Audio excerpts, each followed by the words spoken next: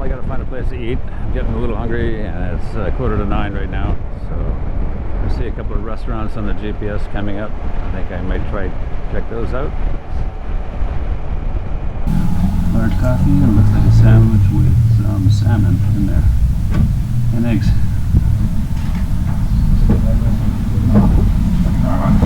Eating.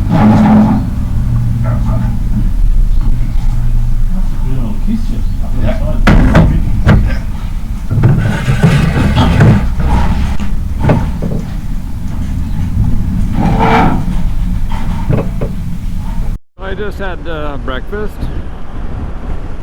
I'm refueled, and I had a great coffee, Cafe Americano, and we're heading over to Remagen. And of course, you're seeing all these beautiful rolling hills of vineyards. It's quite spectacular on a backcountry road.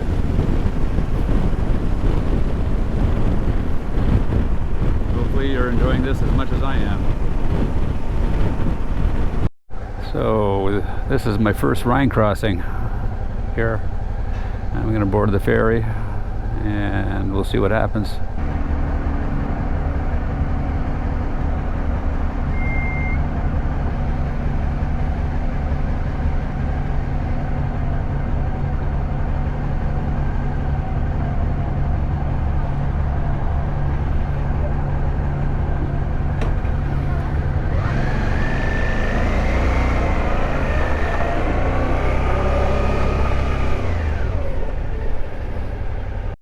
Train coming.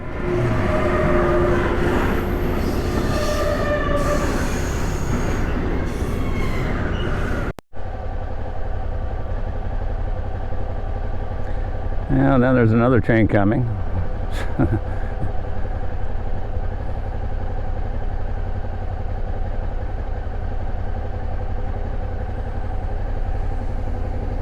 Hopefully the gates will open after this.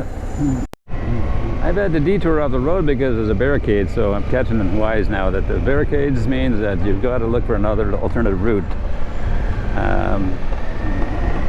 And I'm not sure whether or not this is going to hook back up or not, but anyway, I'll give it a try. Otherwise, I might have to go and search for another parallel road. But this is the Rhine River Gorge, and you can see some castles along the other side of the river. One here, and the other one's further right along.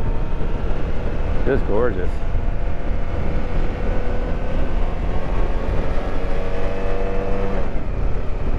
Fairy tale looking.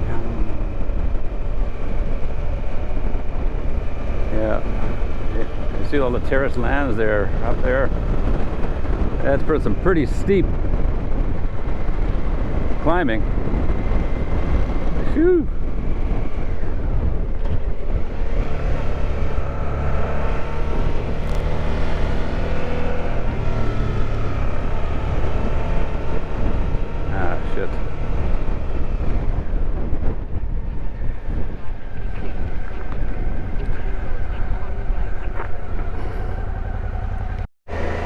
Well, I've had to double back again because of road closures. Even the alternate routes are closed.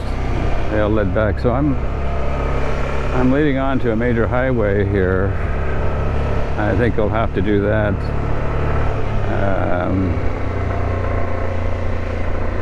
It's coming up fairly soon. So.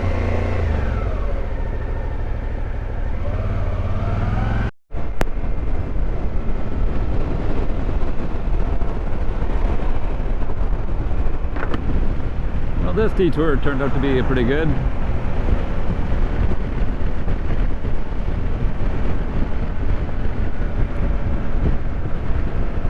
I wish they would have road signs though to show where the detours start, you know, and where you can rejoin it, but they don't have that. At least I'm not aware of it. I guess they figure that the locals will probably be able to manage, but we tourists, well, you know, they leave it up to their own devices. Enjoy the countryside. Well, you try to find the route way back to where you're supposed to be going. Going with Manfred here. He's going to take me around to show me the sites where tourists don't actually go. So, as I was saying about the kindness of strangers, here's another one. You know, Manfred wants to show me around. Rather surprised that I came from Canada and I have a Canadian license plate. So.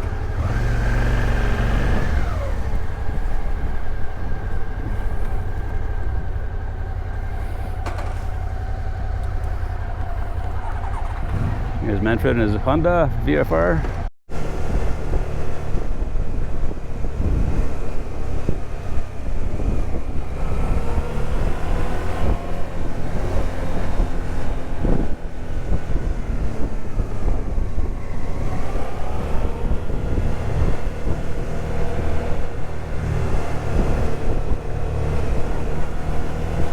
Places where history of Europe was written.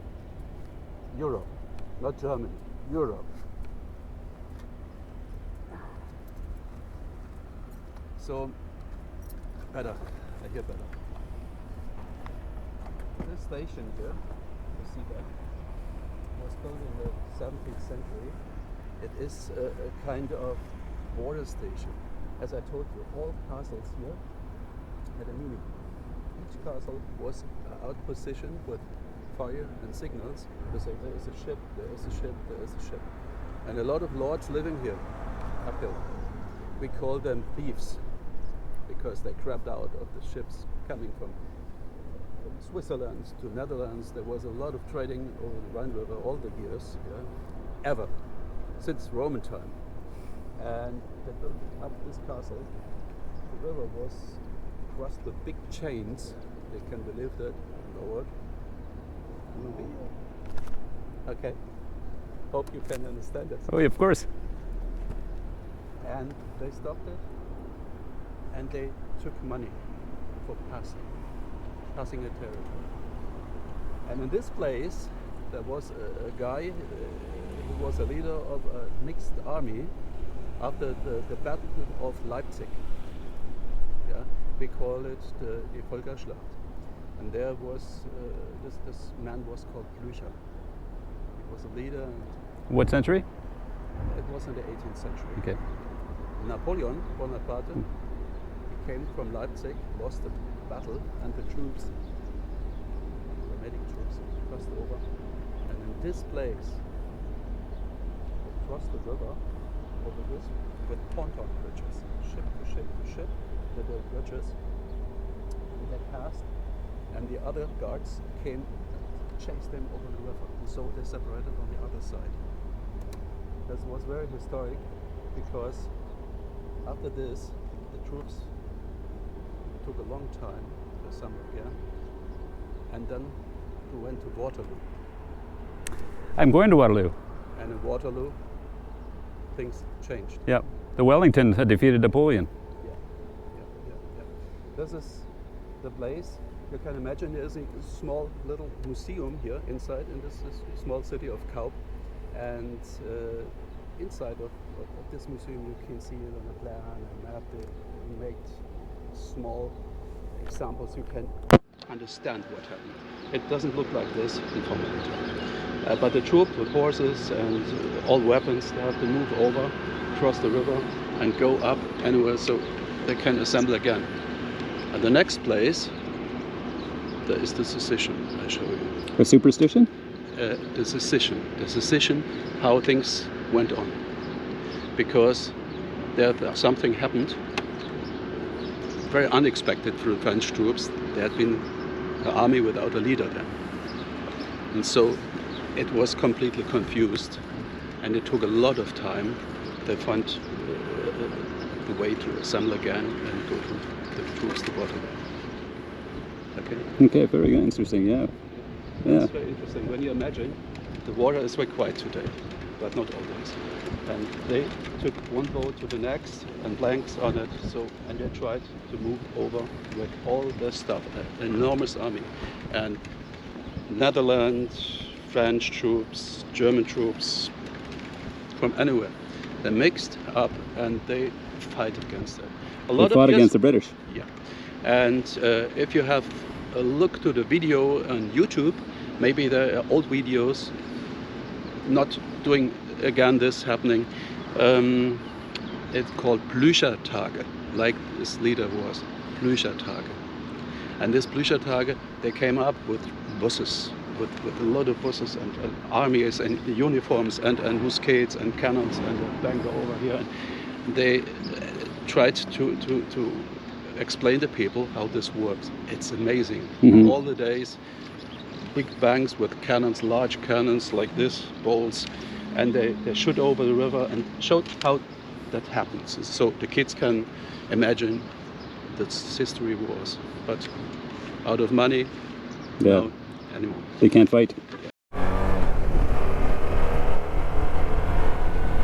So apparently Manfred was telling me a lot of these houses are dating back to the 17th century.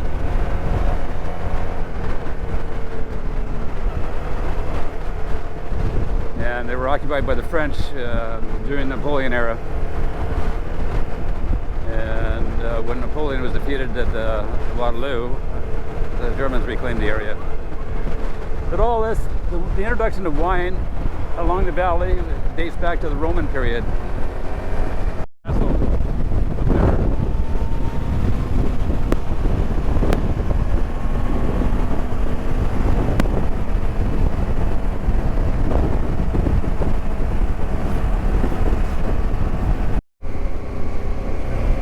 Yeah, it's really picture perfect here. Manfred is bringing me out on a different road, normally not known to tourists, and it's a nice road, but of course we have a car in front of us.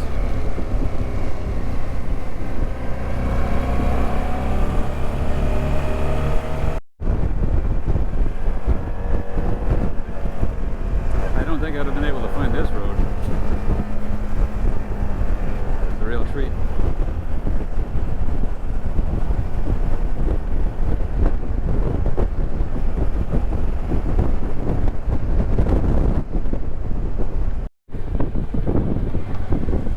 Bye-bye.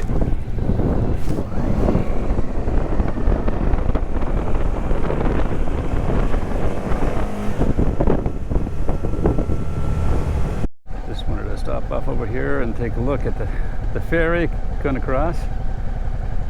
It looks like he's using the river to drift. There, you know. The river, he has to shoot up to the river to cross over the other side, so he's going on an angle, and then he's finally letting the river to allow him to drift over. It's rather amazing. There's an art to it, I guess.